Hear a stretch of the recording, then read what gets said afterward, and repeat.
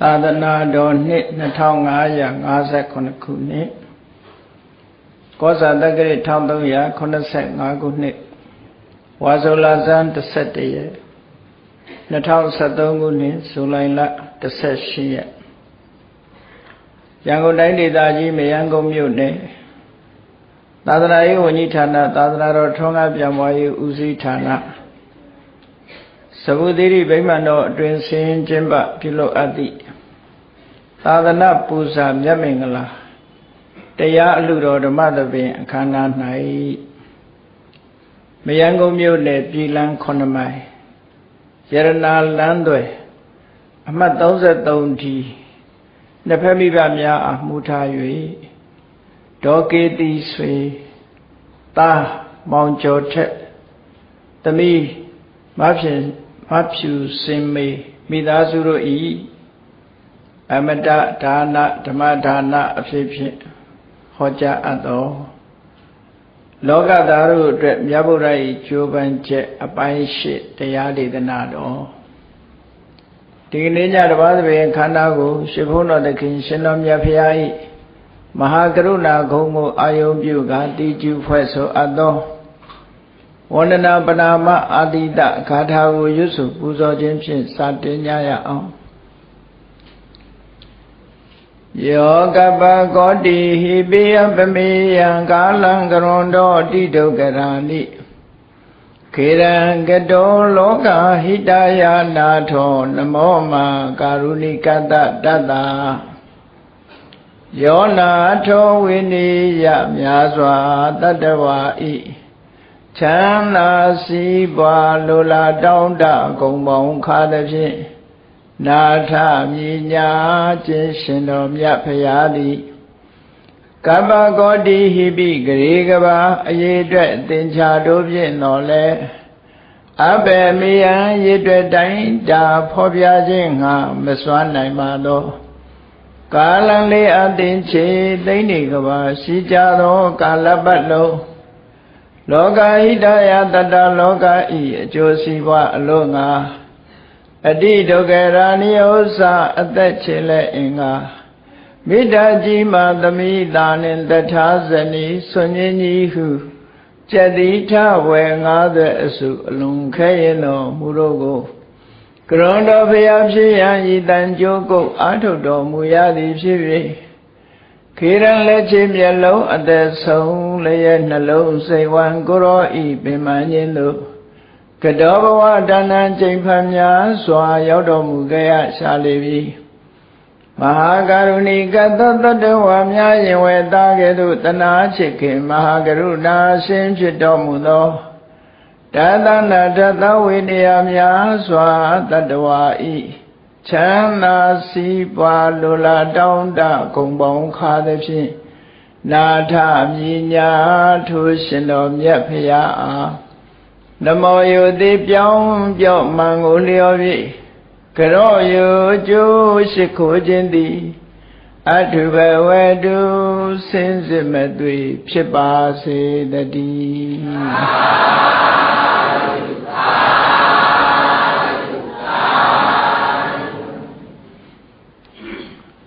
လောကသားတို့အတွက်မြတ်ဗုဒ္ဓ၏ကြိုးပမ်းချက်အပိုင်း8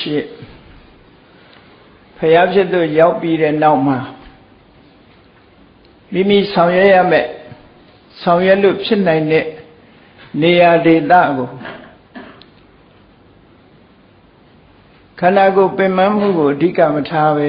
မြတ်စွာဘုရားဟာတဏှာကနေတဏှာပြောင်းရွှေ့ပြီးတော့တရားရဲ့အကျိုး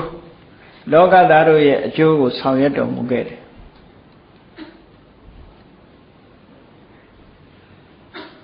ပထမဝါတွင်မှာဣတိပတ္တနာမှာနေဒုတိယဝါတွင်ကရာဇဂုပြုမှာနေတယ်တတိယဝါတွင်စတုထဝါတွင်တို့မှာလည်းပဲရာဇဂုမြို့မှာပဲဆက်လက်ပြီးတော့သတင်းသုံးတယ်ဝါဘကာလရောက်တဲ့အခါကျတော့ထိုလိုမျိုးရွာဒေသတွေလှီပြီးတော့တရားဟောပြောတဲ့အသိဉာဏ်ပေးတဲ့ပညာဖြန့်ဖြူးပေးတဲ့အလုပ်ကိုကြိုးပမ်းအထောက်တော်မူတယ်အဲ့ဒါတို့ကြိုးပမ်းအထောက်တော်မူတဲ့အခါမှာ မြည်သည့်တတ္တဝါမျိုးပဲဖြစ်ဖြစ်နားလေသဘောပေါက်အောင်မြတ်စွာဘုရားဟာဟောပြောတယ်လို့ဆိုတာရှိတယ်ယမယံခမှာအထပရိသဆိုတဲ့တုတ်တန်ထဲမှာကြည့်လိုက်မယ်ဆိုရင်မြတ်စွာဘုရားမရောက်ဘူးတဲ့ဒေသမရှိသလောက်ဖြစ်အောင်ထို့အရဒေသတွေကိုကြွသွားပြီးတော့မှတ်တမ်းမတင်တဲ့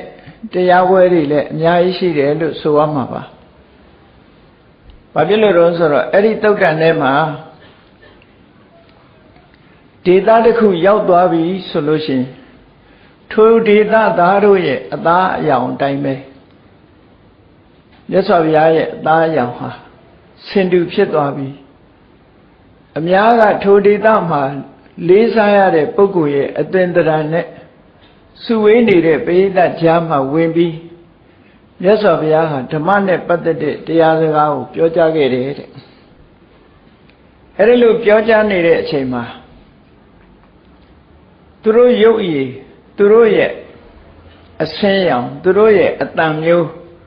သူတို့ရဲ့ဘာသာစကားနဲ့ပြောကြားသွားပြီးမကြာခင်ဘယ်ရောက်သွားမှမသိဘူးပျောက်သွားတယ်သူတို့ရဲ့ခေါင်းဆောင်ကနောက်မှရောက်လာတဲ့အခါခုနကတော့ကစကားပြောသွားတာသူရဲ့လို့အောင်းမေးတယ်ခုမှသူကလာတာပါလားလို့လူတွေဟာဇဝေဇဝါဖြစ်ကုန်တယ်တဲ့အဲ့တော့အဲ့ဒီနေရာမှာကြည့်မယ်ဆိုရင်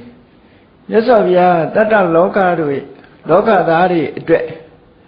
ခဏခေတ်မှာပြောရမယ်အာဖရိကနိုင်ငံတို့ထိအောင်ကြွခဲ့ဘူးတယ်လို့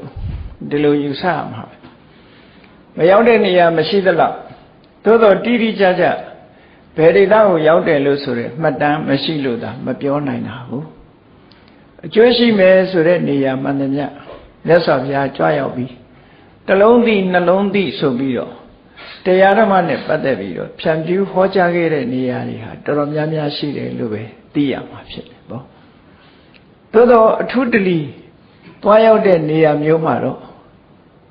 မိမိဟောပြမဲ့တရားဓမ္မကိုနားလည်မှုရှိနိုင်တဲ့ပုဂ္ဂိုလ်တော့ဦးစားပေးပြီးတော့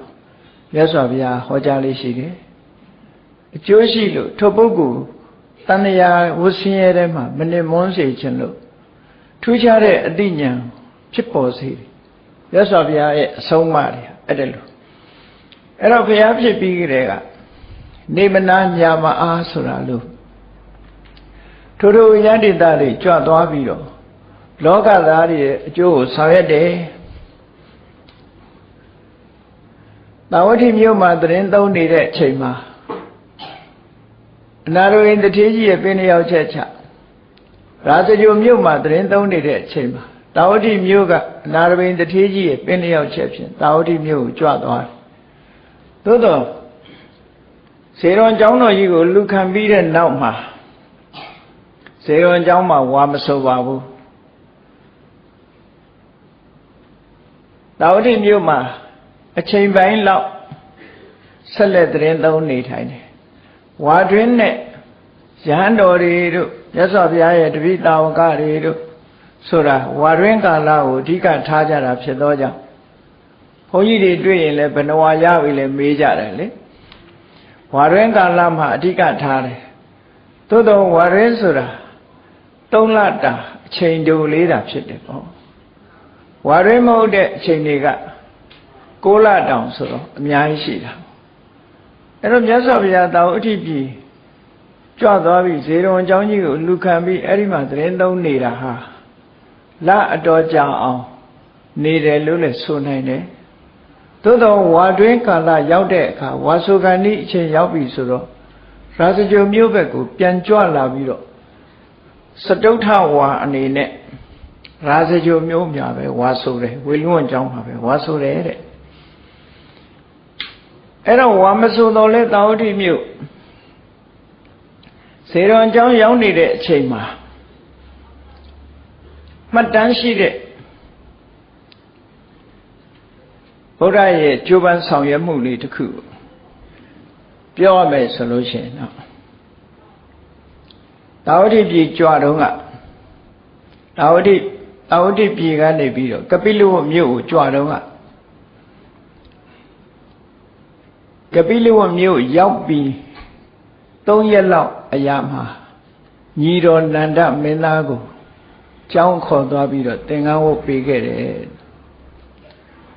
ဝတ်ပေးပြီးတဲ့နောက်မှာညီတော်နန္ဒဟာမြတ်စွာဘုရားသခင်ကိုရောမြတ်ကြွရာနောက်ကနေစင်စစ်မပြတ်လိုက်ပါပြီးတော့နေရတယ်အဲ့တော့နှစ်အားဖြင့်တစ်နှစ်ကျော်2 နှစ်တည်းရောက်ပြီးကပိလဝမြို့ကိုပြန်မရောက်တော့ဘူးစေတော်เจ้าကြီးအလှခံတဲ့ပွဲမှာလည်းပဲညီတော်နန္ဒတန်ဃာတွေထဲမှာပါလာတယ်စေတော်เจ้าရောက်ပြီးတော့တာဝတိမြို့စေတော်เจ้าမှာမြတ်စွာဘုရားတရင်သုံးနေတဲ့အခါမှာဘုရားရဲ့ညီတော်ဆိုတော့အထူးသဖြင့်ပုရုဇဉ်ယဟန်တွေကစတ်ဆုကြတာပေါ့ဘုရားရဲ့ညီတော်ဆိုတော့ဘုရားညီတော်ဆိုတော့သာသနာတော်မှာပြောမှာပဲလို့စတ်ဆုကြ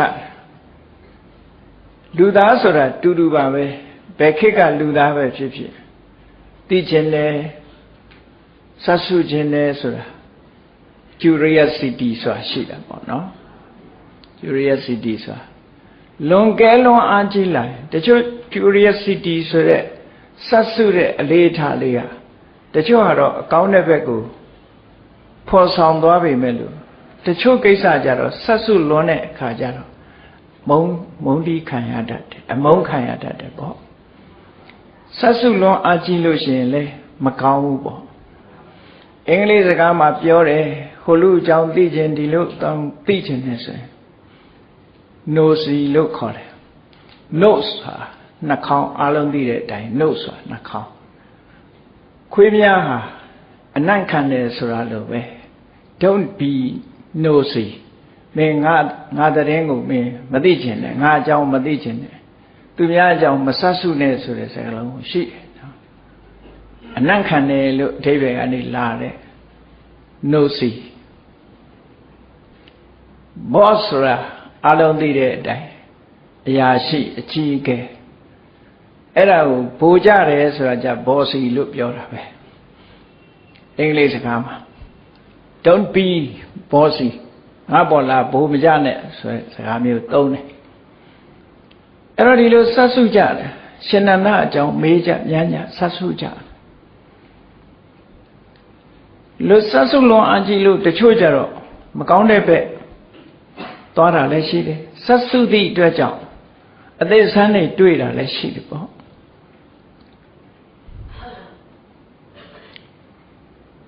တီထွင်မှုတွေကနော်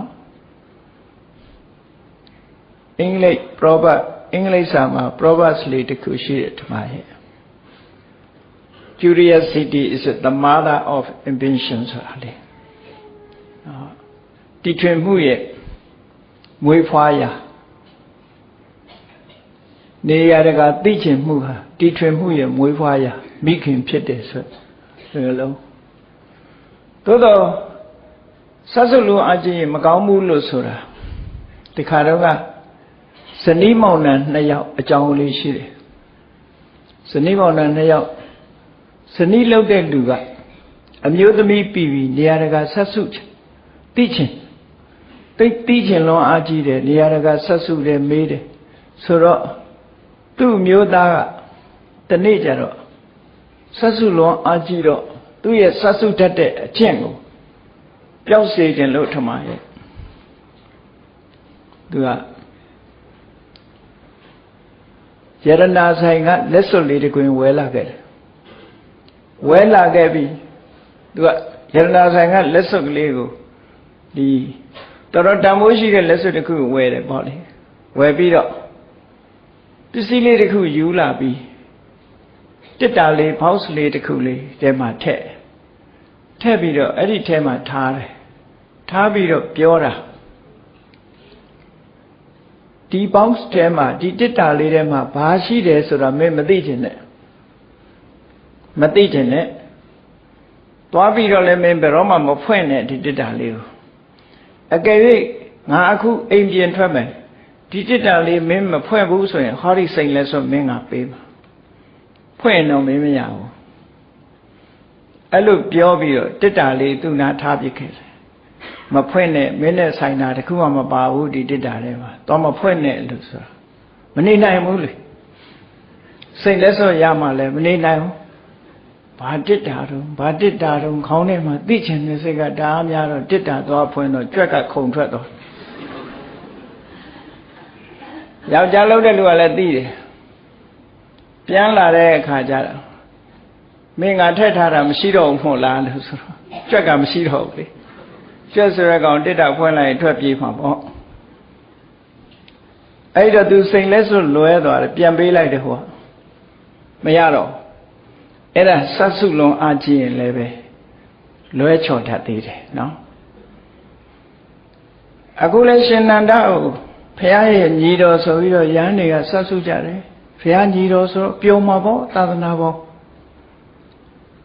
အမှန်တမ်းပျော်မှာပေါ့လို့ဆိုတော့ဟိုစိတ်ညစ်နေတဲ့ပုဂ္ဂိုလ်သွားဆွပေးနေတယ်လို့ဖြစ်တယ်ဘယ်ပျော်မလဲကိုတော့တပည့်တော်သင်္ကန်းဝတ်ပြီးတယ်တရက်မှမပျော်ဘူးနောင်တော်ကိုကြောက်လို့သာနေရတာအဲ့တော့သာသနာပေါ်မှာတရက်မှမပျော်ဘူးဆိုပြီးတော့မပျော်ဘဲနဲ့သူသာသနာပေါ်မှာယဟန်ဘဝနဲ့နေထိုင်ရတဲ့အကြောင်းပုံမှန်လင်းလင်းပြောတဲ့အခါကျတော့သူ့အကျိုးကိုလိုလားတဲ့အနေနဲ့ယဟန်တွေကမြတ်စွာဘုရားကိုတွားလျှောက်တယ်အရှင်ဘုရားရဲ့ညီတော်ဟာသာသနာပေါ်မှာမပျော်ဘဲနဲ့နေရတယ်တနေ့ကျရင်တော့သူလူထွက်မယ်လို့ပြောတယ်ဗျာဆိုဒါနဲ့မြတ်စွာဘုရားကသူ့ကိုခေါ်ခိုင်းလိုက်ပြီးတော့ခေါ်ခိုင်းပြီးစိတ်ပြောင်းလို့ပြောင်းညာသူ့ကိုဆုံးမဩဝါဒပေးဖို့မင်းတာဝရိဏနတ်ပြည်ရောက်ဖူးလားလို့ဆိုမရောက်ဘူးရဲ့ငါနဲ့လိုက်ခဲ့ဆိုပြီးတော့လက်မောင်းလေးဆွဲကင်လိုက်တာညီကိုနှစ်ပါးတာဝရိဏရောက်သွားတယ်မြတ်စွာဘုရားအစွမ်းတကူနဲ့ခေါ်သွားတာဒါဥဒ္ဒံပါဠိမှာတော့ဒီတိုင်းမှရေးထားတာနော်စိတ်ပြေလက်ပြောက်အရင်တော့ကလည်းမြတ်စွာဘုရားမပြောမှန်းသိတာပဲဘာမှမပြောဘူးဒီတိုင်းပြစ်ထားလိုက်တယ်အခုဒီတစ်ခါကျတော့မပြောဘူးဆိုတာသူ့ကိုဆုံးမပေးဖို့ရအချိန်တန်လာပြီသူဆိုတာအချိန်မတန်သေးရင်သွားမပြောနဲ့အချိန်မတန်သေးခင်ပြောရင်အောင်မြင်မှာမဟုတ်ဘူးဒါကြောင့်မို့အချိန်ခါဆိုတာအမှန်တမ်းအရေးကြီးတယ်အချိန်မကြခင်သွားပြောလို့ရှိရင်ကိုပြောတဲ့စကားဟာအောင်မြင်မှုမရှိတတ်ဘူးတဲ့အချိန်ကိုစောင့်ရတယ်သို့တော်လူတွေကရတော့အဖြစ်မအောင်နိုင်ကြဘူးတော်တော်အောင်ရခက်တဲ့အရာမျိုးနဲ့တူပါတယ်ဘယ်တော့မှပြောဆိုမနေနိုင်ဘူးအဲ့ဒီအချိန်မတိုင်ခင်သွားပြောတာပဲမရဘူးအဲ့တော့မြတ်စွာဘုရားကတော့အချိန်စောင့်နေလိုက်တာတစ်နှစ်ကျော်ကြာမှသူညီတော်ကိုခေါ်ပြီးတော့တာဝရိဏနတ်ပြည်ကိုသွားတယ်တာဝရိဏနတ်ပြည်ရောက်တဲ့အခါကျတော့တရားမင်းကြီးရဲ့ချွေရန်နတ်သမီးတွေဟာအမတန်လှပတဲ့အသားရောင်လေးတွေကအမတန်မှလှတယ်စာထဲမှာပါတော့ကကုတ္တပါဒခိုးဆိုတဲ့ငှက်ခိုးရဲ့ခြေထောက်လေးတွေဟာနီနုလေးအယောင်လေးတွေရှိတယ်အဲ့ဒီအယောင်ရှိတဲ့မိတ်ကလိမ့်တာထမရဲ့ကြည့်ရတာသူတို့အသားရောင်လေးတွေကအဲ့ဒါလိုလှနေတယ်တဲ့ခိုးချေအယောင်ဆင်းရှိတဲ့အသားရောင်ရှိတဲ့နတ်သမီး900တရားမင်းသားမှာခြံရံပြီးတော့နေကြတာနဲ့တော့တွေ့တော့ညီတော်နန္ဒကိုမေးတယ်တရားမင်းကြီးနာနတ်သမီးတွေမလှဘူးလားလို့ဆိုလှနမေတော်သနဝရကလျာဏီနဲ့ဘယ်သူကပို့လှတော့လို့ဆိုကြည့်မျက်စိလဲသွားပြီလေနတ်သမီးမြင်ရမှတော့ဘယ်ဟိုကအယုဆိုးကြီးတန်ဖြစ်သွားအဲ့ဒီမှာနတ်သမီးမြင်လိုက်တာနဲ့တပြိုင်နက်သနဝရကလျာဏီရဲ့အလှအပလေးဟာမရှိတော့ဘူးသနဝရကလျာဏီပေါ်မှာတန်ရောစဉ်ဖြစ်နေတာကြီးပျောက်သွားတာတခါလေ လုံးဝပျောက်သွားတယ်အဲ့ဒါကိုဗမာစကားမှာငချင်းစီနဲ့ငချင်းကြော်တယ်လို့ခေါ်တယ်စနဗရကလျာဏီပေါ်မှာဆွဲလန်းနေတဲ့ဥပါဒံဆိုတဲ့ဆွဲလန်းမှုကိုအမတန်လှပတဲ့နတ်သမီးတွေအာယုန်နဲ့ပြောင်းလိုက်တာတဲ့ကြိုင်နဲ့ဟိုဥပါဒံကအလိုလျောက်ပြုတ်ထွက်သွားတယ်နတ်သမီးတွေပေါ်မှာပြောင်းပြီးတော့ဆွဲလန်းတဲ့စိတ်တဏှာစိတ်ဖြစ်ပေါ်လာတယ်တရားဝါတွေရဲ့အနေကဒီတိုင်းပဲလေဗမာစကားမှာတော့ရှိတယ်မို့လားဘာကိုရင်ဘာမေးဆိုတာလေငစိမ့်မြင်ငကင်ပြစ်တို့ဒီလိုဟာတွေလည်းရှိတာပဲလေအဲ့တော့နောက်တစ်ခုမြင်လိုက်လို့ရှိရင်ရှေ့တစ်ခုပေါ်မှာတွေ့တာမှုတွေကင်းသွားတယ်ဆိုတာလူရဲ့သဘာဝလိုပဲဒီလိုဖြစ်တတ်တယ်အဲ့ဒီမှာမြတ်စွာဘုရားကပြတာအလကားပြတာမဟုတ်ဘူးတခြားနေရာမှာဆိုရင်မြတ်စွာဘုရားကအေးမတင့်တယ်ဘူးလို့ရှုရမယ်ယုတ်ခန္ဓာကိုယ်ကြီးဟာအတုပလို့မတင့်တယ်တဲ့အရာမျှတာဖြစ်တယ်ဆိုတာကိုရှုခိုင်းတယ်အခုဒီတစ်ခါကျတော့ညီတော်နန္ဒမှာဆွဲလန်းနေတဲ့အရာကိုအတုပဘာဝနာနဲ့ချွတ်လို့မရဘူးမရသည့်အတွက်ကြောင့်စနဗရကလျာဏီတဲ့ပို့ပြီးတော့လှပတဲ့နတ်သမီးတွေကိုပြလိုက်တာနဲ့တရားမထုတ်ရဘဲနဲ့အလိုလိုကျွတ်ထွက်သွားတယ်နီးပဲမိဘတွေကိုသားသမီးနဲ့ပတ်သက်လာရင်ဒီနီးကိုတတိထားပါဒီနီးမလုပ်ဘဲနဲ့ပိတ်တဲ့ဆိုးတဲ့နီးတွေသွားလုံလို့ရှိရင်ကတော့ပေါက်ထွက်သွားမှာပဲမရဘူးနော်အာယုံပြောင်းပေးတဲ့နီးနဲ့မြတ်စွာဘုရားကဆုံးမတာဆွဲလန်းနေတဲ့အရာတစ်ခုကိုဖိအားပေးပြီးတော့ဖြုတ်ခိုင်းလို့မရဘူးစိတ်ပြောင်းလာအောင်ဒီတဲ့တာလွန်တဲ့အရာတစ်ခုနဲ့ပြောင်းလဲပြီးတော့ပေးရထပ်ပေါက်ပေးရတယ်လို့ဆိုလိုတယ်အဲ့တော့စနဝရကလျာဏီပေါ်မှာဆွဲလန်းနေတဲ့ဥပါဒံဟာနတ်သမီးတွေပေါ်မှာဖြစ်တဲ့တဏှာနဲ့ပဲဖြုတ်လိုက်တာပြုတ်ထွက်သွားတယ်ဘယ်လောက်ထိပြုတ်ထွက်သွားတော့ဆိုတော့ဥပမာစကားတောင်ပြောသေးတယ်နတ်သမီးတွေနဲ့စာလိုက်လို့ရှိရင်နှမတော်စနဗရကလျာဏီဟာလမ်းဘေးသင်္ကုတ်တော်ပေါ်မှာနေတဲ့မြောက်အိုမကြီးလိုပဲတဲ့သူကြားရင်မလို့များနေဘူးလည်းမသိဘူးနော်စိတ်ထဲမှာဖြစ်သွားတာကိုပြောတာဒါနိုင်ရှင်လိုက်ရင်ဒီလိုဖြစ်တတ်တယ်လေဒါလူရဲ့သဘာဝအကောင်းဆုံးဆိုတာနိုင်ရှင်ကြည့်မှသိတာကိုဒါအပြစ်မဟုတ်ဘူးလူရဲ့သဘာဝဒီတိုင်းပဲအဲ့တော့ဓမ္မပဒမှာတော့ဘယ်လိုရေးထားတော့ဆိုမြတ်စွာဘုရားကတာဝရိန္ဒနတ်ပြည်သွားရင်းကနေပြီးတော့တောတစ်ခုကိုဖြတ်သွားတဲ့အခါမှာသင်္ကုတ်တော်ပေါ်မှာထိုင်းနေတဲ့မြောက်အိုမကြီးကိုပြခဲ့တယ်လို့ဓမ္မပဒအထက်ကထာတော်မှာပြတယ်လို့ပါတယ်သို့တော့ဥဒ္ဓံပါဠိတော်မူရင်းမှာအဲ့လိုပြတယ်လို့မပါဘူးတိုက်ရိုက်တာဝရိန္ဒနတ်ပြည်ကိုချက်ချင်းခေါ်သွားတာခေါ်သွားပြီးနတ်သမီးပြလိုက်တာနဲ့သူ့ဘာသူစိတ်ထဲမှာထင်တာပြောတာနော်မြောက်အိုဆိုတာတော့မြင်မှုမှာပေါ့မြောက်တည်းကပေါ်တာကိုမြောက်ဆိုတာတော့မြင်မှုမှာသူစိတ်ထဲထင်သွားတာဒီလိုလျှောက်တော့မြတ်စွာဘုရားကလည်းတိုက်ရိုက်မေးလိုက်တယ်မင်းဒီနတ်သမီးတွေကိုလိုချင်လားလို့ဆိုလိုချင်ပါလေအေးလိုချင်လို့ရှိရင်ငါခိုင်းတာလို့ငါခိုင်းတာလို့ရင်ငါတောင်းဝန်ယူတယ်ကြောင်းရစေသူညီကိုဆုံးမတာနော်ခါတိုင်းဒီလိုပြောတာဟောတာမျိုးမြတ်စွာဘုရားဘယ်တော့မှမရှိဘူးသို့တော်ဒါနိပရိယေလို့ခေါ်တယ်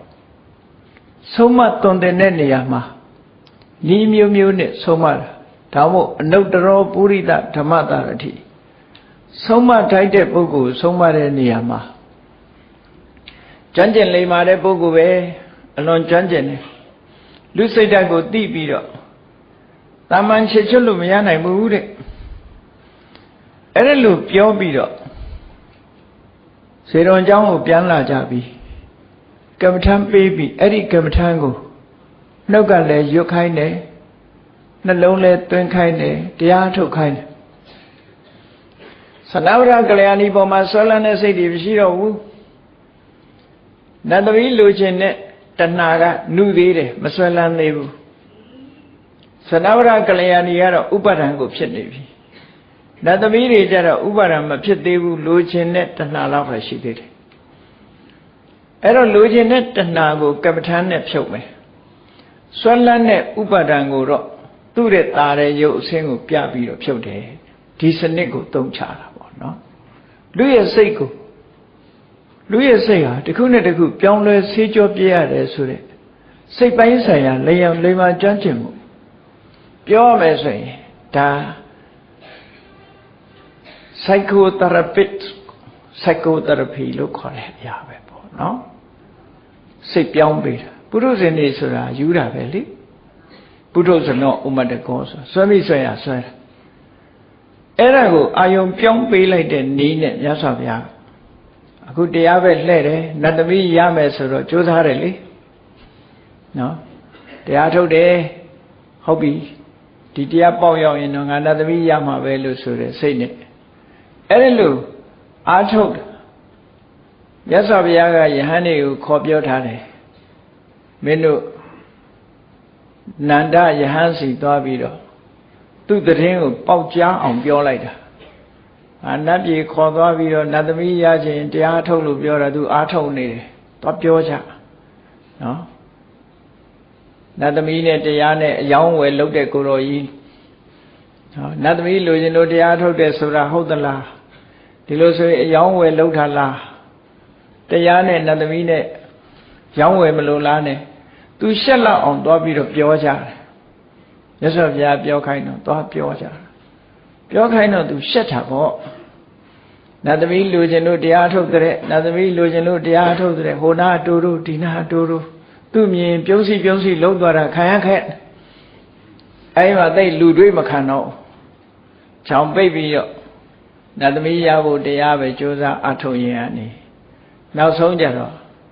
အသိဉာဏ်တူရသွားတယ်သူ့ဘာသူသဘောပေါက်သွားတယ်နားလည်သွားတယ်အခါကျတော့နတ်သမီးလိုချင်တဲ့စိတ်လည်းပျောက်သွားတယ်ဒါမျိုးမြတ်စွာဘုရားသခင်ကိုရောမြတ်လောကသားတွေရဲ့အတွက်ဒီနည်းစနစ်ကိုအသုံးချပြီးတော့ကဲတင်ဆုံးမတာပဲပေါ့မြတ်စွာဘုရားကတရားတွေကိုကဲတင်တယ်ခြေချွတ်တယ်ဆိုတာဆုံးမဩဝါဒပေးပြီးတော့စိတ်ဓာတ်ကိုပြောင်းအောင်လုပ်ပေးတဲ့နည်းစနစ်ကိုသုံးတာပဲဒီနည်းစနစ်ဟာအလွန်အောင်မြင်တယ်အလွန်ကြမ်းတမ်းတဲ့ပုဂ္ဂိုလ်တွေလည်းတိမ်မွေးနူးညံ့သွားတယ်အလွန်ရိုင်းပြတဲ့ပုဂ္ဂိုလ်တွေလည်းနူးညံ့သွားကြတယ်တောကဖြစ်နေတဲ့ပုဂ္ဂိုလ်တွေလည်းရင်တွဲမှာအေးချမ်းသွားတယ်မြတ်စွာဘုရားနဲ့တွေ့လိုက်တဲ့အခါ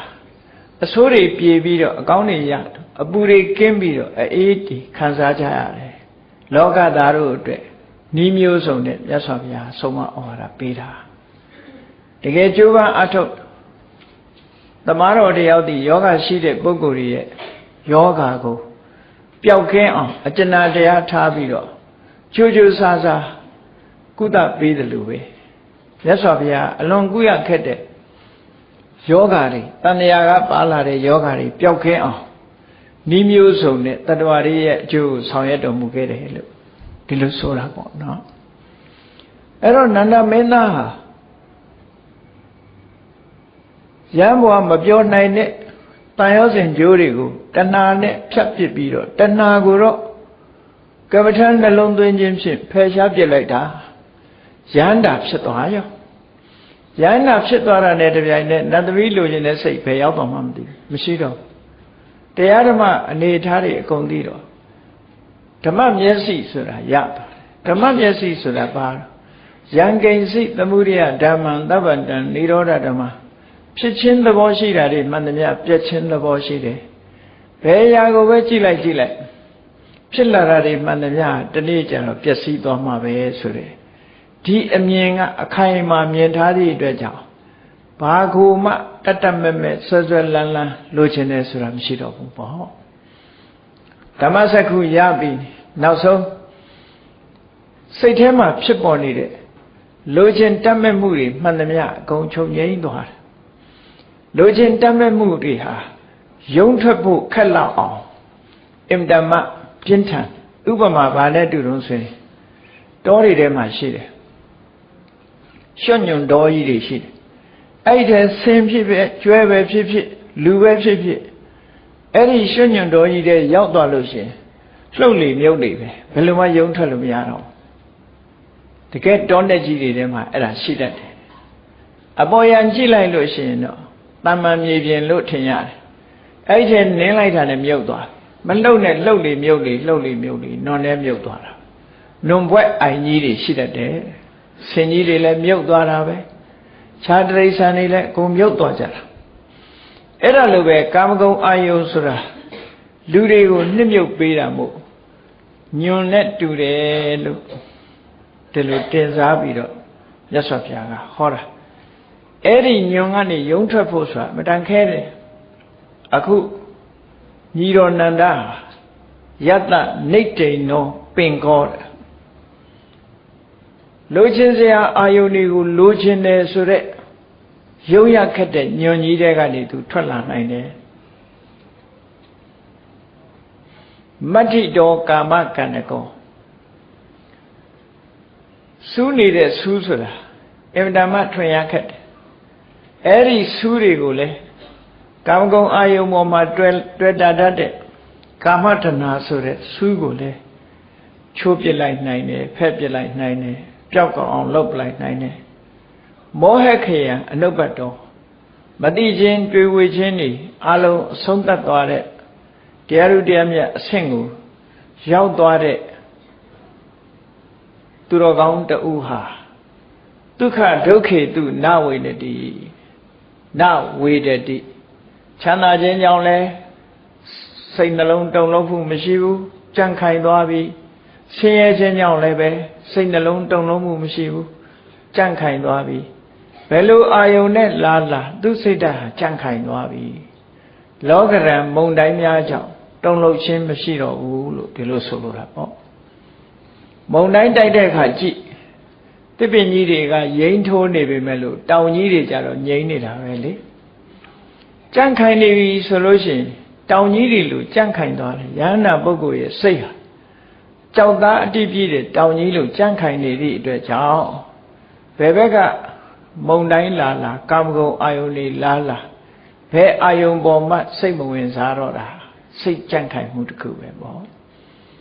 အဲ့ဒါလို့မကြံ့ခိုင်ဘူးဆိုရင်ဟိုဘက်ကလာဟိုဘက်ရိမ့်ဒီဘက်ကလာဒီဘက်ရိမ့်နေရိမ့်ထိုးပြီးမငြိမ်နိုင်အောင်ဖြစ်တယ်ညီတော်နန္ဒရဲ့စိတ်ဟာရှေးရခင်တုန်းကဒီလိုရိမ့်ထိုးနေတာအခုတော့စိတ်ဓာတ်တွေအလုံးကြံ့ခိုင်သွားပြီ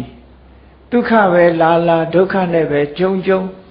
စိတ်နှလုံးဟာတုန်လှုပ်မှုမရှိပဲတိမှတ်တည်ငြိမ်သွားတဲ့အနေအထားမျိုးကိုရောက်သွားပြီလို့မြတ်စွာဘုရားကဝန္တာအားရမိန့်ကြားခဲ့တဲ့ဥဒန်းစကားလေးတစ်ခုပဲညီတော်နန္ဒကို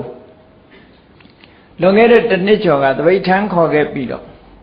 အချိန်မတန်သေးလို့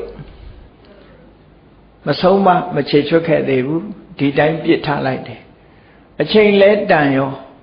စဉ်းစားဉာဏ်ဖြစ်နိုင်တဲ့အနေအထားတစ်ခုကိုကြည့်ပြီးနိလန္တကြမြတ်စွာဘုရားကတာဝတိမြို့မှာရောက်ခိုက်ညီတော်နန္ဒမင်းသားကိုဆုံးမလိုက်တာယဟန္တာဖြစ်သူရောက်သွားပြီတရားဝရိအားလုံးရဲ့အကျိုးကိုဆောင်ရွက်တဲ့အခါမှာလေဒီပုံစံနဲ့ပဲဆောင်ရွက်တာဒီလူတူတယောက်ဘာကနေဒုက္ခပေးနေတယ်လဲဆိုတော့အဲ့ဒီဒုက္ခပေးနေတဲ့အရာကိုမြတ်စွာဘုရားဘယ်လိုဖယ်ရှားရမလဲဆိုတာကိုကြည့်ပြီးဖယ်ရှားအဲ့တော့ဘုရားဘာသာဝင်တွေဘုရားကိုကိုးကွယ်တယ်ဆိုတာဘုရားရဲ့တကူတော်အနန္တကိုအမိရဖို့ရာအတွက်ကိုးကွယ်တာမဟုတ်ဘူးအဲ့ဒါကိုအမှန်သိဖို့လိုတယ်ဘုရားဘာသာဝင်ဖြစ်ပေမဲ့လို့တချို့ပုဂ္ဂိုလ်တွေဘုရားကိုးကွယ်တယ်ဆိုတာလက်ကောင်းအောင်ကိုးကွယ်တာရှိတယ်စီးပွားတက်အောင်ကိုးကွယ်တာရှိတယ်အန္တရာယ်ကင်းအောင်ကိုးကွယ်တာတွေရှိကြတယ်အဲ့တော့မြတ်စွာဘုရားကလက်ကောင်းအောင်လည်းမမှာမဟုတ်ဘူးအန္တရာယ်ကင်းအောင်လည်းမမှာမဟုတ်ဘူးတရားဝါတွေရဲ့အကျိုးကိုဆောင်ရွက်တယ်ဆိုတာဘယ်လိုတော့ဆုံးမဩဝါဒဖြစ်အကျိုးမဲ့တွေမဖြစ်စေပဲအကျိုးရှိရာရှိကြောင်းတွေကိုဖြစ်စေတာဆိုလိုတာက ကောင်းတဲ့အခြေအနေတွေကိုဖန်တီးပေးပြီးတော့မကောင်းတဲ့အခြေအနေတွေကိုမလုပ်ဖို့လမ်းညွှန်မှုပေးတာပဲအဲ့ဒီလမ်းညွှန်မှုပေးတဲ့အတိုင်းကိုယ်ကလိုက်နာရမှာလို့ဒီလိုသဘောပေါက်ပါပဲပေါ့နော်အဲ့ဒါလို့မဟုတ်ရင်ဘုရားကိုးကွယ်တာနတ်ကိုးကွယ်တဲ့အဓိပ္ပာယ်မျိုးရောက်သွားနိုင်တယ်ပေါ့နတ်ကိုးကွယ်တယ်ဆိုတာကိုးတာကိုးကွယ်တာနတ်ကပေးတယ်လို့သိတွေ့ရပါဘူးနော်ကိုယ်เสียမပြောသည့်အုံးသီးတာပါသွားတာအဲ့တော့မြတ်စွာဘုရားရဲ့အဆုံးအမတိုင်းလိုက်နာကျင့်ကြံကြိုးကိုအထောက်လို့စိတ်နှလုံးအေးချမ်းမှုဆိုတာဧကံဒိဋ္ဌရကြတာတော့သိချတယ်ပေါ့တာဝတိမြို့စေတော်အကြောင်းမှာ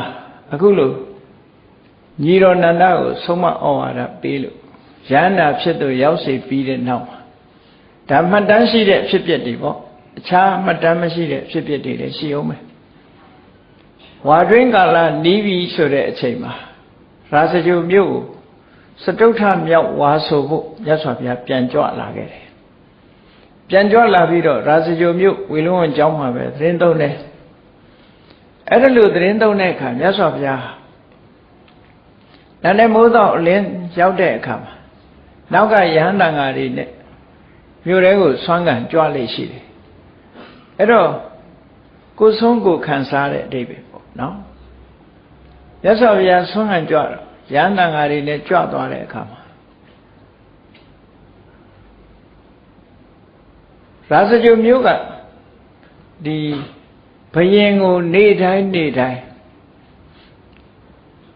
ညလေးပန်းရှစ်ဆုပ်ကိုဘယင်ကိုဆက်သားရတဲ့ပန်းဥယျာဉ်ထဲမှာအလုံးလုံးတဲ့လူတယောက်နေ့စဉ်နဲ့မြတ်သူကရှစ်ဆုပ်ဆက်ရတယ်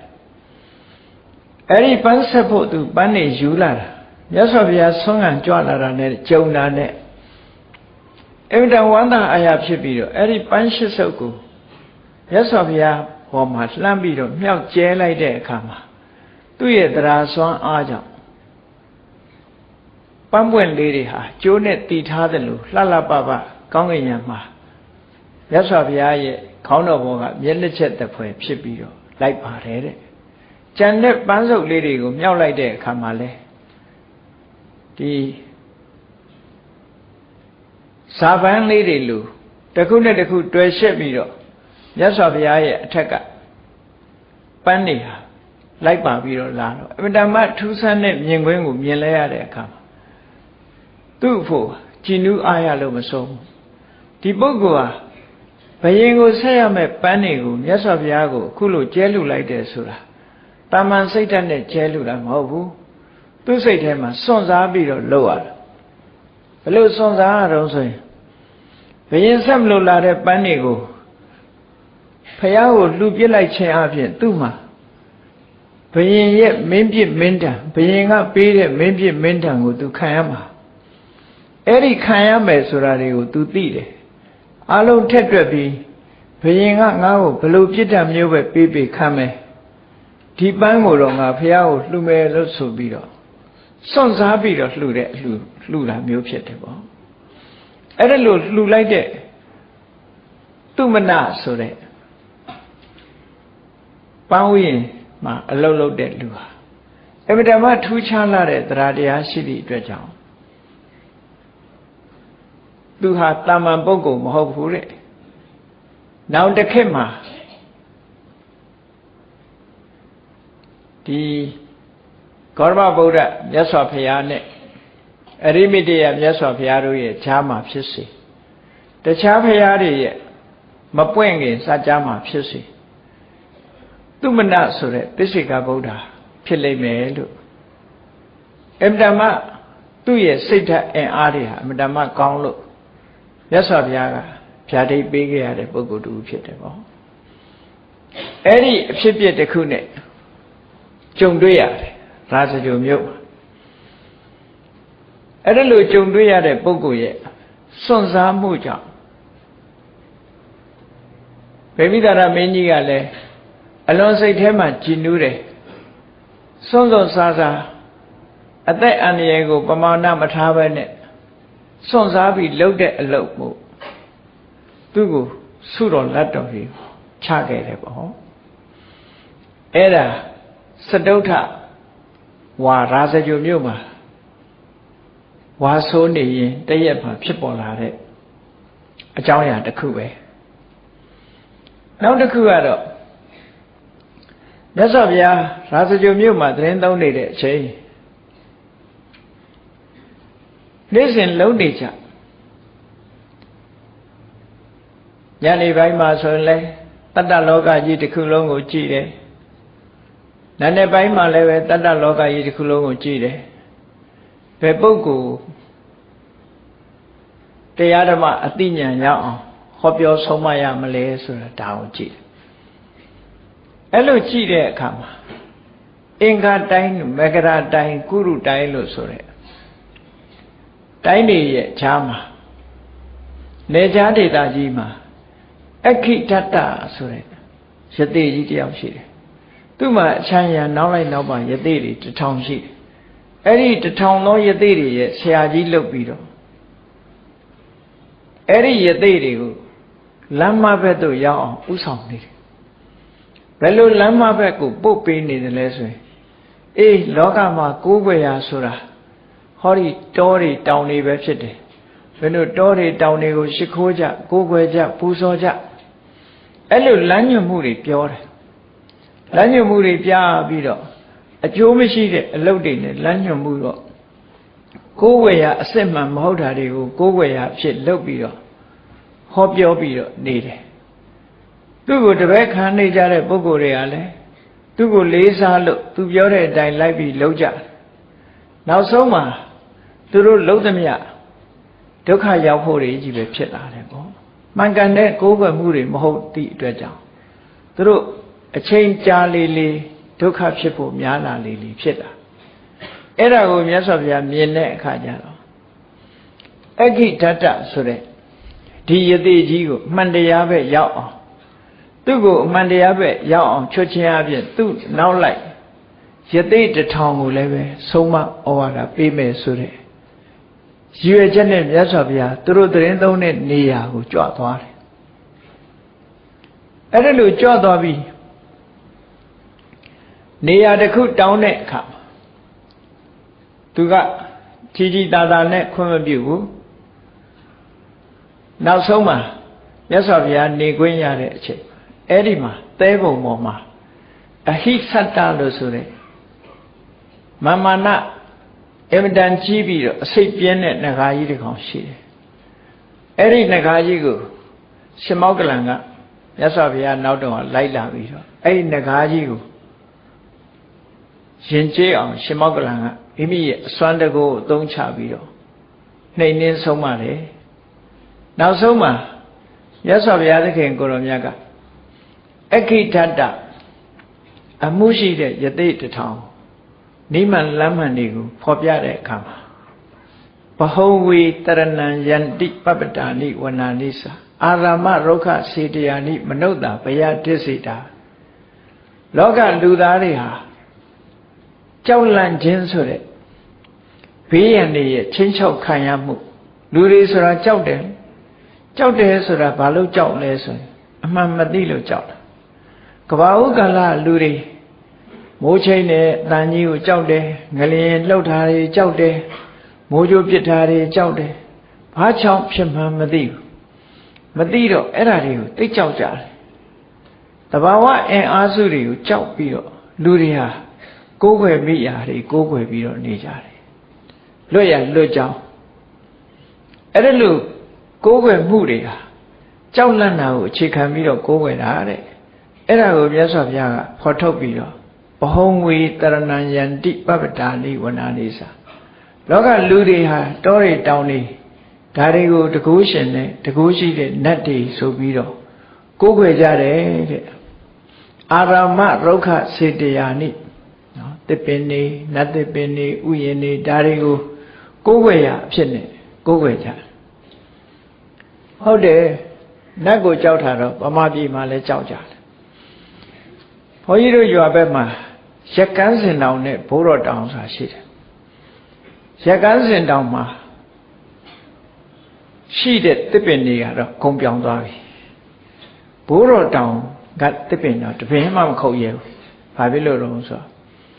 ဘိုးတော်တောင်းနော်နတ်ကိုကြောက်တာနဲ့အဲ့မှာတရားမှမခုတ်ရဲဘူးတရားမှမခုတ်ရဲဘူးဟိုကြောက်တယ်ဆိုတာတချို့သစ်တော်ဌာနကလူတွေကတစ်ပင်ကြီးခိုးခုံလို့အဲ့နာမှာနတ်စင်ကလေးလုပ်ပြီးတော့နတ်ကြီးတယ်လို့ရေးထားရင်အဲ့ဒီတစ်ပင်တော့မခုတ်ခံရတော့သိချတယ်အဲ့တော့လုံးတင်လုံးထိုက်တာတော့ဗမာပြည်ကတစ်တော်တွေအကုန်လုံးနတ်စင်အပြည့်ဆောက်ထားလိုက်ရင်တော့တစ်တော်တွေတောင်ပြောင်းမယ်မထင်ဘူးနော်ကြောက်ကြမှာအဲ့တော့နတ်တော်ကြောက်ကြသေးတယ်လူတွေကအဲ့ဒီမှာ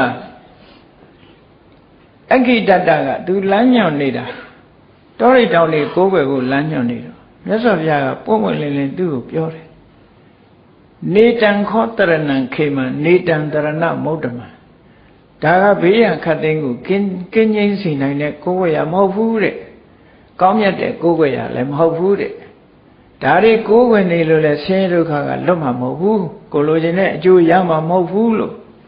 ပြောပြီးတော့မှတကယ်ကိုးကွယ်ရအစ်စ်ဆိုတာဖရာတရားတန်ခါယရဏသုံးပါးကိုကိုးကွယ်ရမယ်လို့ဒါဖြင့်ဖရာကိုကိုးကွယ်တာဘာအတွက်ကိုးကွယ်တာတော့ဆိုဖရာကိုးကွယ်မှအမှန်သိမှာဟုတ်အမှန်သိဖို့ကိုးကွယ်တာဖရာနဲ့တွေ့မှအမှန်ကိုသိလို့ရတာမို့ဖရာကိုကိုးကွယ်တာဖရာငါကိုးကွယ်လို့ပြောတာမဟုတ်ဘူးဖရာဆိုတာသူ့ကိုယ်သူရည်ညွှန်းတာလည်းမဟုတ်ဘူးလောကမှာအမှန်တရားကိုဟောပြောနိုင်တဲ့ပုဂ္ဂိုလ်ဆိုတာကိုဗုဒ္ဓလို့ဒီလိုပြောတာနော်အဲ့တော့ဗုဒ္ဓဆိုတဲ့စကားလုံးနဲ့ပတ်သက်ပြီးဘောဓုတတခုပြောအင်္ဂလိပ်လိုရေးတဲ့အခါမှာဗုဒ္ဓလို့ရေးတာလည်းရှိတယ်ရှေ့က article ထည့်ပြီးတော့ the ဗုဒ္ဓလို့ရေးတာလည်းရှိတယ်နှစ်ခုရှိကြတယ်ရှေ့ကတော်တော်များများတော့ဗုဒ္ဓလို့ပဲရေးတယ် article မပါဘဲနဲ့ဗုဒ္ဓလို့ရေးတာကြတော့နာမည်အနေနဲ့ပုဂ္ဂိုလ်အနေနဲ့ရေးကြတာဗုဒ္ဓဆိုတာပုဂ္ဂိုလ်ပါဆန်အနေနဲ့ဆိုရင် article ထည့်เสียမလိုဘူးပေါ့သို့တော့နောက်ပိုင်းကျတော့ဗုဒ္ဓဆိုတာပုဂ္ဂိုလ်ရည်ညွှန်းတာမဟုတ်ဘူးမြတ်စွာဘုရားရဲ့ title လို့ခေါ်တယ်ဂုဏ်တူးဘွယ်တူတစ်ခုပဲပေါ့ဗုဒ္ဓဆိုတာဘုရားရဲ့နာမည်မဟုတ်ဘူး title တာဖြစ်တယ်ပေါ့ဂုဏ်တူးပဲဖြစ်တယ်ပေါ့ဘုရားရဲ့အမည်နာမကအမျိုးအနွယ်နာမည်နဲ့ခေါ်ရင်ဂေါရမ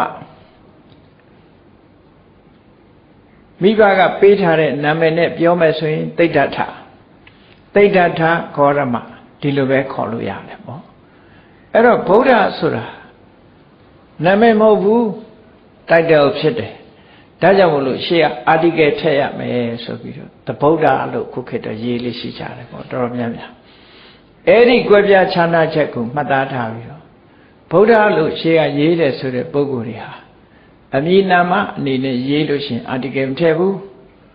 ဂုဏ်တူးအနေနဲ့ရေးမယ်ဆိုလို့ရှိရင်တော့ article ထည့်ရတယ်လို့အလက်ဇန္ဒရာတဂရိတ်ဆိုတာလို့ပေါ့ article ထည့်ပြီးတော့ရေးတာအဲ့ဒါအင်္ဂလိပ်စာဖတ်တဲ့ပုဂ္ဂိုလ်တွေအဲ့ဒီနှစ်ခုကွဲပြားခြားနားမှုရှိတယ်အဲ့ဒီမှာဗုဒ္ဓဆိုတာအမည်နာမမဟုတ်ဘူးပုဂ္ဂိုလ်မဟုတ်ဘူးဘွယ်ထူးများတာဖြစ်တယ်အမှန်သိတဲ့အရေးချင်းရှိတဲ့ပုဂ္ဂိုလ်တိုင်းမှန်သမျှကိုဗုဒ္ဓဒါကြောင့်မို့ယောစဗုဒ္ဓင်္စဓမ္မင်္စသံဃင်္စတရဏံကတောမြတ်စွာဘုရားကတကယ်ဘေးကင်းရန်ကင်းတဲ့အနည်းခတ်သိမ်းကင်းငြိမ်းစေနိုင်တဲ့ကိုယ်ဝေယဆိုတာဖရာတရားတန်ခါပဲဖြစ်တယ်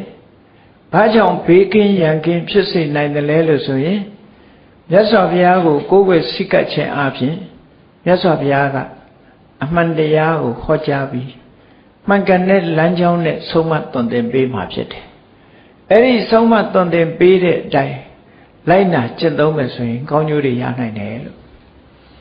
ဒါပြင်အဲဒီလမ်းညွှန်ဆုံးသွန်သင်ပေးတဲ့အဆုံးအမတွေဆိုတာဘာတွေလဲလို့ဆိုဓမ္မဒါကြောင့်မို့ဓမ္မကိုးဝယ်ရတဲ့ဆိုတာဓမ္မဆိုတာကျင့်သုံးဖို့ပဲ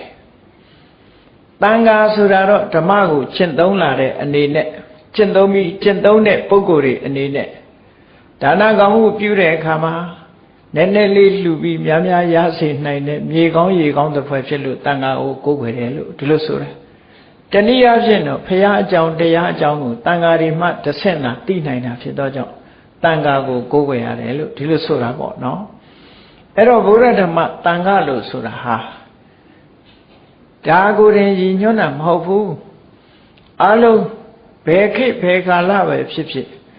အမှန်သိတဲ့ပုဂ္ဂိုလ်ထိုမှန်သိတဲ့ပုဂ္ဂိုလ်ရဲ့အဆုံးအမထိုအဆုံးအမတိုင်းလိုက်နာကျင့်ကြံနေကြတဲ့ပုဂ္ဂိုလ်တွေလို့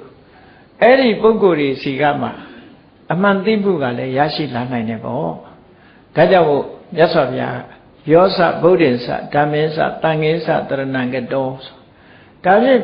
ဘုရားဓမ္မသံဃာကိုကိုးဝယ်တဲ့အခါဘလို့အကျိုးကျေးဇူးတွေရတော့ဆိုသတ္တာရိအရိယသစ္စာနိတမ္မပညာယပတ္တတိအမှန်တရား၄ချက်ကိုမှန်ကန်တဲ့ဉာဏ်နဲ့သိနိုင်တယ်အဲ့ဒါပညာရဖို့အတွက်ကိုးဝယ်တယ်လို့ဒီလိုပြောတာပဲဥပမာတစ်ခုကြည့်ကြည့်အောင်ယောဂဖြစ်ပြီဆိုလို့ရှိရင်ဘာကြောင့်ယောဂဖြစ်တယ်ဘယ်ဆေးတောင်းရင်ပျောက်တယ်လို့အသိဉာဏ်ရှိပြီးပညာဉာဏ်ထက်မြက်တဲ့စေတမာဆရာဝန်စီသွားကြတယ်။ဘာလို့သွားလဲဆိုရင်ဘာကြောင့်ဒီယောဂဖြစ်တယ်ဘယ်ဆေးတောင်းရမယ်ဆိုတာသိချင်လို့သွားတာလေ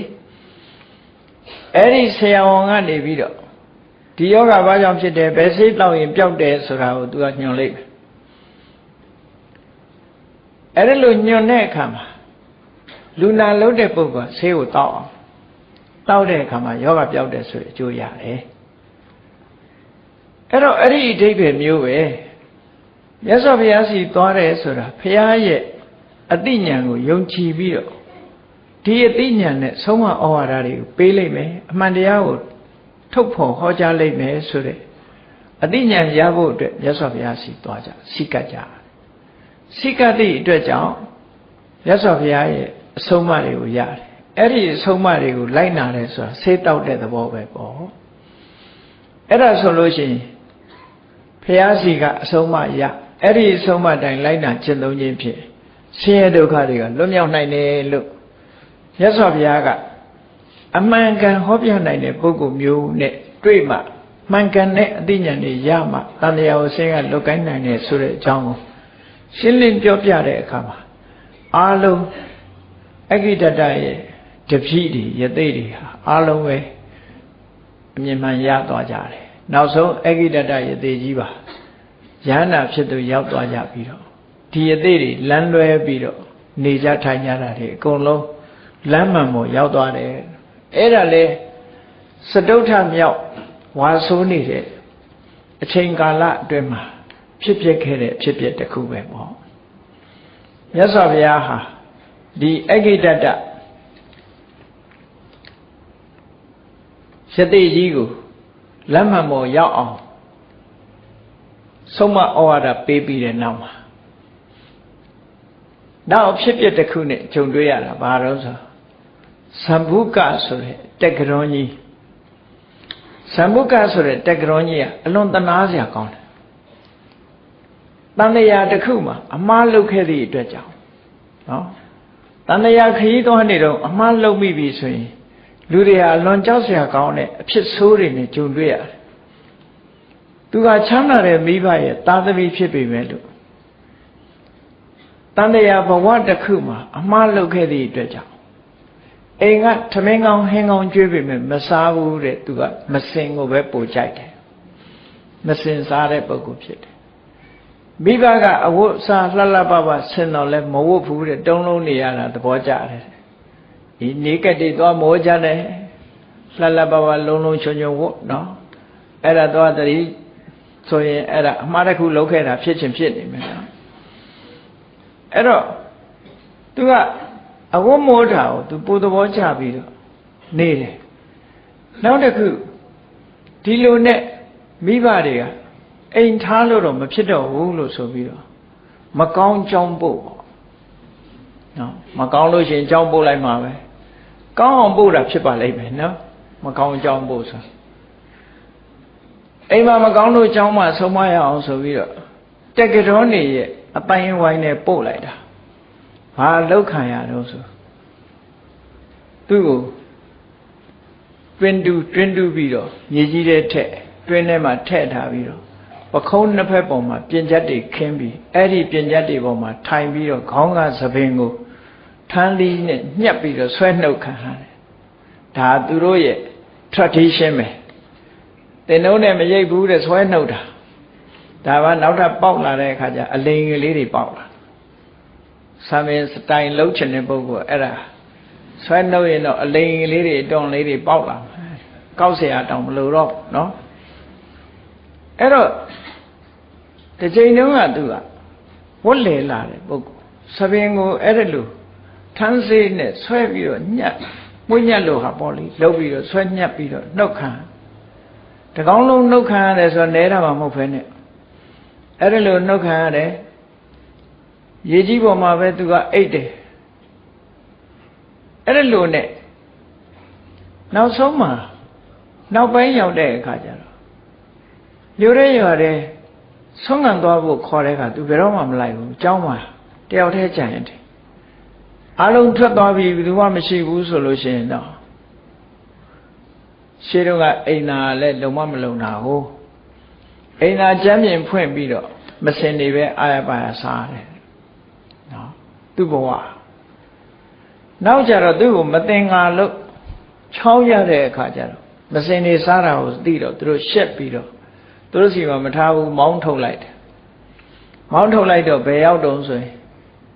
လူတွေမစင်စွန်းတဲ့တောင်ကြားတစ်ခုကြောက်ဖြာတစ်ခုမှာသွားပြီးတော့သူကနေတယ်အဲ့သွားနေတဲ့အခါကျတော့သူကဆရာကြီးလှုပ်တယ်ပေါ့နေ့လေလူတွေဘာတွေလာတဲ့အခါကျခြေထောက်တစ်ဖက်မြောက်ပြီးတော့ပါဇက်ကိုမော့ထားလူတွေကမေးတဲ့အခါဘာလို့ခြေထောက်တစ်ဖက်မြောက်ထားတော့နှစ်ဖက်လုံးနင်းလိုက်ရင်မြေကြီးကခံနိုင်မှာမဟုတ်လို့တဲ့တစ်ဖက်ဖက်နင်းတယ်ပေါ့ဒါလည်းယုံတာပဲလူဆိုတာနော်ယုံတယ်ခုခေတ်လည်းယုံကြတာပဲလေဒါခုခေတ်လောက်ပြလဲယုံမှာပဲဒါအဖြစ်မော့နေတာဘာလောက်တာတော့ဆိုငါအစာမစားဘူးလေပဲစားတယ်သူကဒီလိုပြောတာဟောအဝတ်ကလည်းမဝတ်ဘူးလူလစ်ပြီဆိုရင်မစင်မဲစားမစင်စွန်းတဲ့နေရာမှာနေပြီးတော့နှစ်ပေါင်း55နှစ်ကြာတယ်အဲ့ဒီမှာနေတယ်နှစ်ပေါင်း55နှစ်ကြာပြီးတော့သို့တော်လည်းလူတွေကသူ့ကိုထင်ကြီးကြတယ်အထင်ကြီးတဲ့အခါကျတော့မြို့တွေရွာတွေကနေပြီးတော့သူ့ကိုတစ်နှစ်တစ်ခါလာပြီးတော့စားကောင်းတော့ဖွယ်တွေလာပိုးလေစားနေတာတဲ့ဘာမှမစားဘူးတဲ့အမတမအကျင့်ပြင်းထန်တယ်အမတမတကယ်သူတော်ကောင်းကြီးပဲဆိုပြီးတော့လာပြီးတော့ပူဇော်ကြအဲ့ဒီထဲကသူကလာပြီးတော့ကြွေးတဲ့ကောင်းရကောင်းကြောင်းနေတဲ့ကသူတခုမှမကြိုက်ဘူးမကြိုက်တော့လူတွေထင်ကြီးအောင်မလုပ်တော့ဆိုရင်သမတ်မြက်ကလေးကိုဖြတ်ပြီးတော့အဲ့ဒီမြက်ကလေးနဲ့သူတို့လာလှူတဲ့အစာအာဟာရလေးတွေကိုမျက်နှာတို့ပြီးရှာလေးပေါ်တင်ယုံတင်ပြဒါလို့ဆိုရင်သူလုံလောက်တယ်ပေါ့နော်သမတ်မြက်ဖြားလေးပေါ်မှာကပ်ပါလာတဲ့အစာလေးကိုရှာပေါ်တင်အဲ့ဒါလို့တင်ပြီးတော့လူတွေကျင့်တတ်အောင်လုပ်ပြပြီလူတွေကအမတန်မှသူ့ကိုထင်ကြီးကြကိုးကွယ်ကြတယ်တနေ့တော့မြတ်စွာဘုရားကအဲ့ဒီအခြေအနေတွေနန္ဒပိုင်းမှာအာယုံပြုတ်ပြီးတော့ကြည့်လိုက်တော့ဇံဘုကရဲ့အခြေအနေတစ်ခုသွားပြီးတော့မြင်တော့ဒီဇံဘုကဟာအခုလိုဆင်းရဲဒုက္ခခံနေရတာဝတ်ကြွေးတစ်ခုကြောင့်ဖြစ်နေတာသို့တော့သူ့မှာအသိဉာဏ်ရှိတဲ့ပုဂ္ဂိုလ်ဖြစ်နေတယ်အဲ့ဒါကိုမြတ်စွာဘုရားကသွားပြီးတော့လက်မှန်ရအောင်ဆုံးမမယ်လို့ဆိုပြီးကြွသွားတာအဲ့ဒါလို့ဘုရားကြွမယ်ဆိုတဲ့အချိန်ကျတော့မိုးတွေရွာချလိုက်ပြီးလူတွေမစင်စွန့်တဲ့နေရာတန်ရှင်းတန့်ပြန်ပြီးတော့သွားတယ်ဇာဘုကကိုခေါ်ပြီးမြတ်စွာဘုရားကသူတညတာတဲကျင်တယ်လို့ဆိုတာလက်မခံဘူးသူ့အကြောင်းတွေသိကုန်မှာဆိုလို့လက်မခံသို့တော့ခါလန်းလန်းကလှိုင်ကူတစ်ခုထဲမှာမြတ်စွာဘုရားကိုနေခွင့်ပေးလိုက်တယ်နောက်ပိုင်းကျတော့ညကျတော့စတုမာရိနမင်းကြီးတို့တရားမင်းကြီးတို့ဗြဟ္မာမင်းကြီးတို့လာတော့မြတ်စွာဘုရားစီလာတဲ့အခါမှာဟိုးဝင်းဝင်းအလင်းရောင်ကြီးတွေမြင်ရတဲ့အခါမှာဘုရားပေါ်မှာစိတ်ဝင်စားမှုဖြစ်လာအဲ့ဒီမှာမြတ်စွာဘုရားကသူနဲ့တွေ့တဲ့အခါမှာသူအသိဉာဏ်ရင့်ကျက်လာပြီဆိုတဲ့အချိန်လေးမှာမြတ်စွာဘုရားကဆုံးမတယ်မင်းဟန်ဆောင်မနေနဲ့55နှစ်လုံးပတ်လုံးငါမသိဘူးအောင်းမေးမနေနဲ့မင်းမစင်စားနေတာမင်းမှဘာအကျင့်မှမရှိဘူးမင်းဝတ်ခံနေရတာဒီမစင်စားနေရတာအဲ့လိုပြောလိုက်တော့ तू အော်ထိတ်လန့်သွားတယ်တသက်လုံးဖုံးထားတာတွေပေါ်ကုန်ပြီလေ အဲ့တော့ပေါကုံတော့အော်ထိတ်လန့်သွားတယ်ထိတ်လန့်သွားပြီးတော့သူအဆက်တွေဝင်လာတော့မှမြတ်စွာဘုရားကပါလာတဲ့သင်္ကန်းကိုပေးလိုက်တဲ့အခါအဲ့ဒီသင်္ကန်းလေးကိုဝတ်ပြီးတော့ဘုရားရှိခိုးသူထိုင်နေတယ်ဒီအချိန်လေးမှာသူလုပ်ခဲ့တဲ့အမှားအယွင်းလုပ်ခဲ့တဲ့အကုသိုလ်တွေကလည်းပဲကုံသွားတယ်လို့ဆိုတယ်ပေါ့အတော်ကြောက်စရာကောင်းတယ်ကတ္တဝမြတ်စွာဘုရားလက်ထက်တုန်းကတရားကျင့်တဲ့ယဟန်တစ်ပါးပဲသူသို့တော်လူရဲ့စိတ်ဓာတ်ဆိုတာအမှန်တမ်းကြောက်စရာကောင်းတယ်ရွာတရားမှာသူနေတယ်အာဂန္တုဘုန်းကြီးတစ်ပါးကြွလာတဲ့အခါကျတော့သူ့ကိုကိုးဝယ်စိတ်ကတ်တဲ့တကားကအဲ့ဒီအာဂန္တုဘုန်းကြီးကိုတလေးတစားနဲ့ပြုစုစောင့်ရှောက်တာကိုသူမကြည့်နိုင်ဘူးဂျလစီဖြစ်တယ်ပေါ့ဂျလစီဖြစ်တယ်အဲ့ဒီကိုတော့ဒီသပင်ရှည်နေတာကိုဆံရိပ်ဖို့ဆတ္တာစီဆလွတ်ပေးတယ်နော်ဆွမ်းကောင်းဟင်းကောင်းတွေပို့ပေးတယ်ညကျိတ်ဆက်ဖို့ညောင်ဆောင်တွေပါတွေပို့ပေးတယ်အဲ့ဒါလို့လှုပ်တာကိုသူကမကျေနပ်ဘူးမကျေနပ်တော့ဘာပြောတော့ဆိုတော့အဲ့ကိုရောနဲ့တွေ့တဲ့အခါဘာပြောတော့ဆိုတော့သူကဆဲတာပေါ့နော်ဘယ်လိုဆဲတော့ဆိုဒီတခါကျွေးတဲ့ဆွန်စားမဲ့အစာမစင်စားတာအကောင်းသေးတယ်ပေါ့သူပြောတာအတိုင်းပဲသူ့မှာဖြစ်တယ်ဒီတခါခေါင်းရိပ်ဖို့လွတ်လိုက်တဲ့ဆတ်တာလေတင်နှုံးထက်ထက်နဲ့ရိတ်ထားတယ်ထမ်းသည်အစိတ်နဲ့ဆွဲပြီးတော့ညှက်ထုတ်တာပိုကောင်းတယ်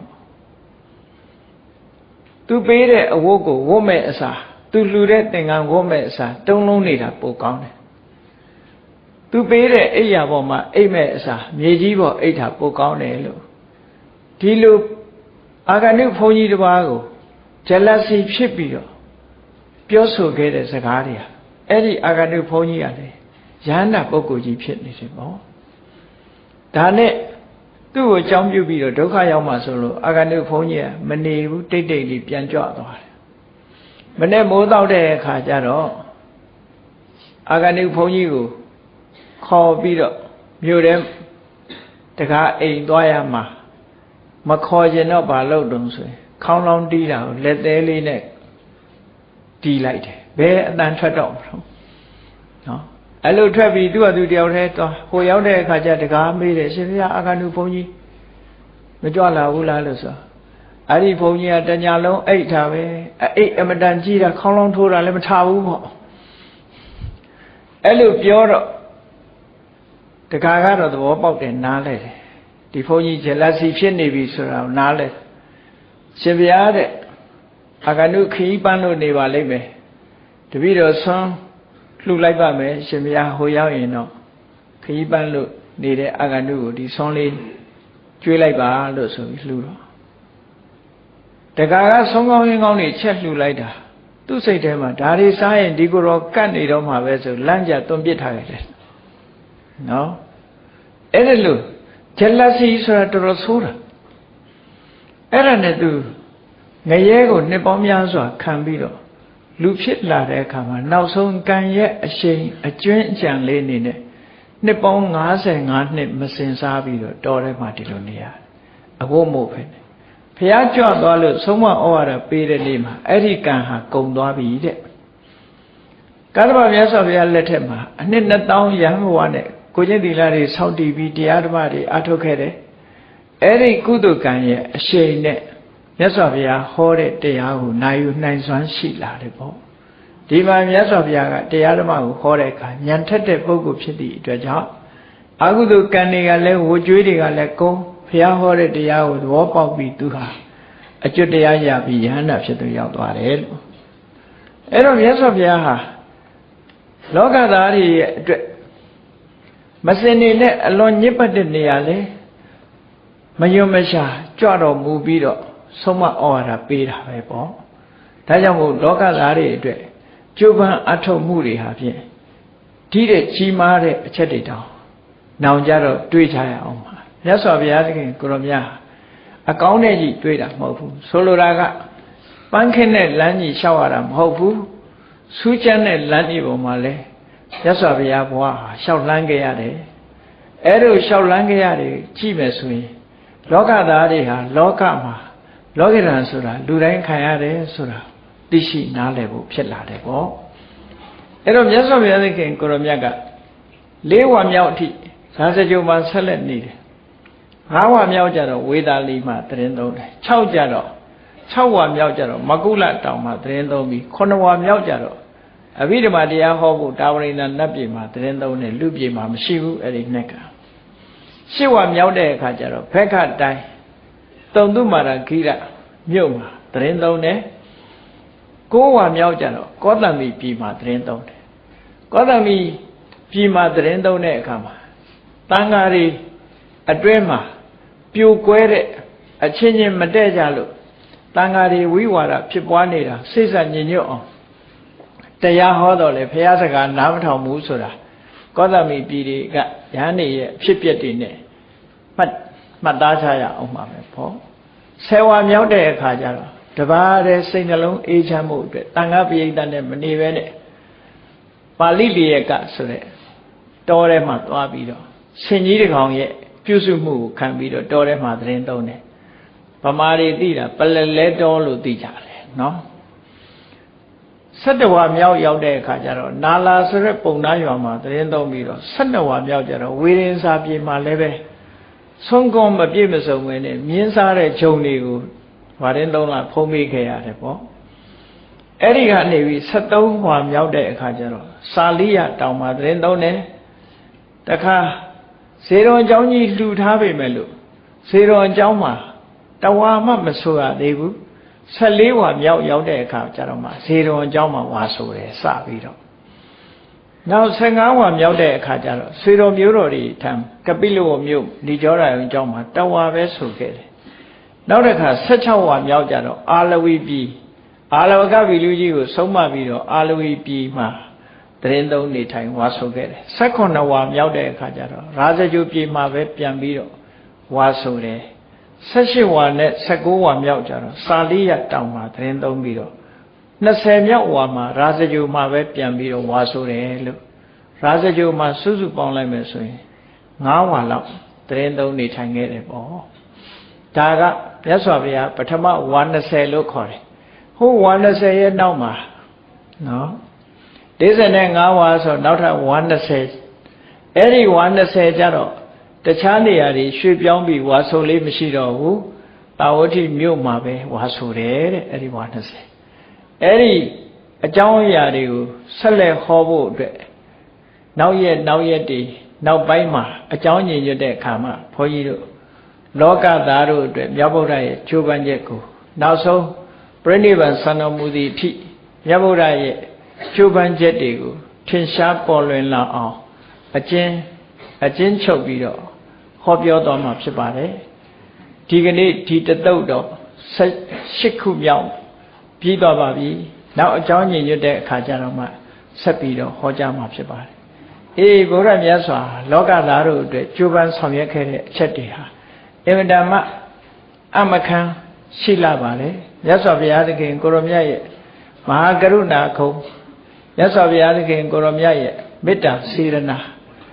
ကျုပ်ပန်းအားထုတ်ချက်တွေကိုသိရှိကြီးညိုကြရသဖြင့်ဗုဒ္ဓနုတ္တိဘာဝနာဖြစ်ပွားပြီးတော့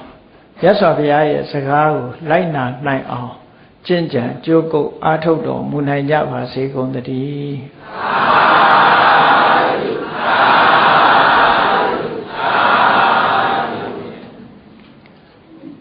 မေတ္တာပို့ရအောင်တတ္တဝါများစွာ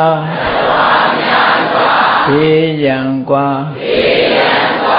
ချမ်းသာကြပါစေတတ္တဝါများစွာ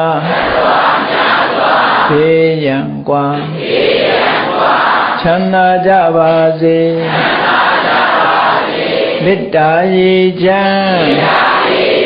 သုံးငါဖြံငြိမ်းချမ်းကြပါစေမေတ္တာရေချမ်းသုံးငါဖြံငြိမ်းချမ်းကြပါစေ